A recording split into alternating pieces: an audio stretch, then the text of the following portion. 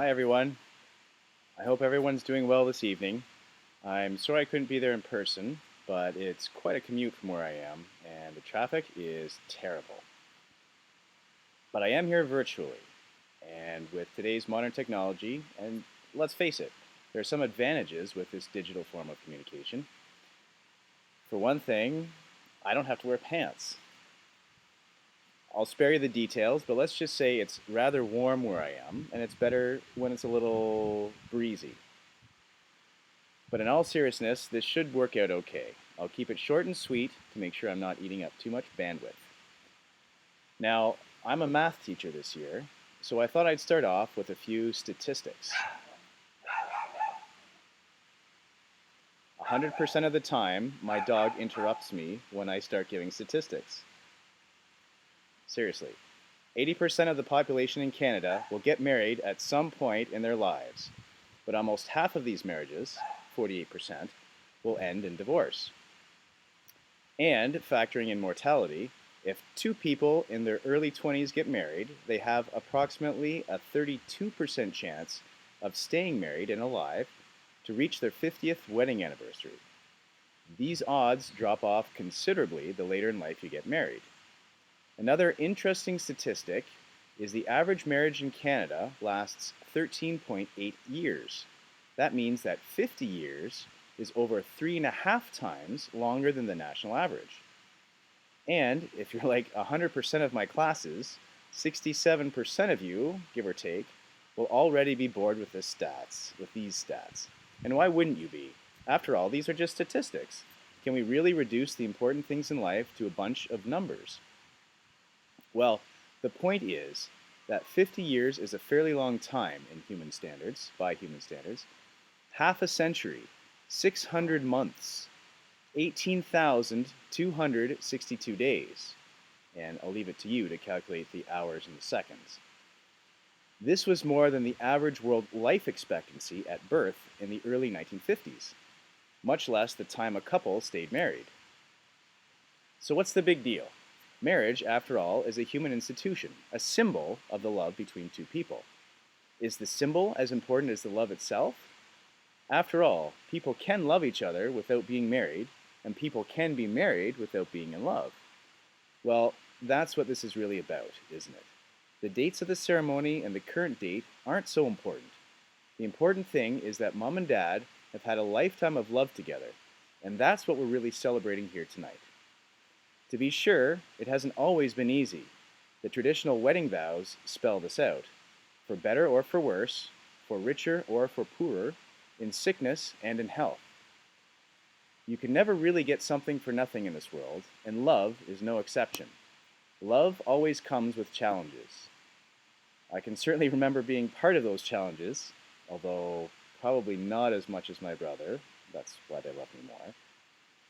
I can recall two boisterous and sometimes pugilistic kids making it very difficult for Dad to drive during trips to the cottage and family vacations. Stop! Both of you! I'm not telling, I'm asking! For better or for worse. I can remember many sacrifices that were made, both financial and in terms of time, so that Scott and I could benefit to learn, play, and enjoy our lives. At a fairly early stage in his life, Dad had to take a sideways step on the corporate ladder to become a teacher to spend more time with a young family. And before I was even born, Mom changed careers entirely to become a full-time mom, for richer or for poorer. I can also somewhat sadly recall the starkly concerned look on Mom's face when an immobilized Dad sat in the car in the underground parking lot of Dr. Lee's office, waiting in agony for an injection of a strong anesthetic to relieve the pain of his injured back. And the blanched stare of a man who'd lost his very heart and soul when the paralyzing diagnosis of breast cancer came back positive, in sickness and in health. And I'll pause for a minute so that Mom can grab a Kleenex, and so will I.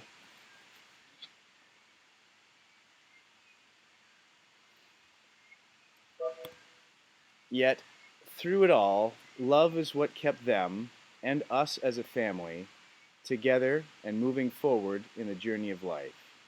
And I'm overjoyed to say that the good times immeasurably outweighed the bad. From triumphs in school and sports to the genesis of new relationships, new lives, and new families with grandchildren. All of this wouldn't have been possible without the unshakable love Mom and Dad have for each other. Their love has been an example and an inspiration. You see, it's very difficult for a family tree to bear fruit without strong roots firmly planted in the fertile grounds of love. And while the battering winds of life may often cause branches to bend and waver, it's a true blessing to have a solid, unmoving foundation to maintain the stability and vitality of the tree itself. So, in short, the achievement of the 50-year-old milestone is nothing short of incredible, not for the statistical rarity that it is, but for the profound love it represents. It's an achievement that really is as good as gold. And in closing, we can perhaps glean some insights about love from the philosophical musings of a very wise bear named Winnie the Pooh. Love is taking a few steps backward, maybe even more, to give way to the happiness of the person you love. I think we can all benefit by remembering the wisdom of the Pooh. Mom and Dad, I love you both very much, and I wish you and everyone else here tonight happiness and love forever after. And a very special greeting to one of the fruits on the family tree. Happy birthday, Ava. Cheers.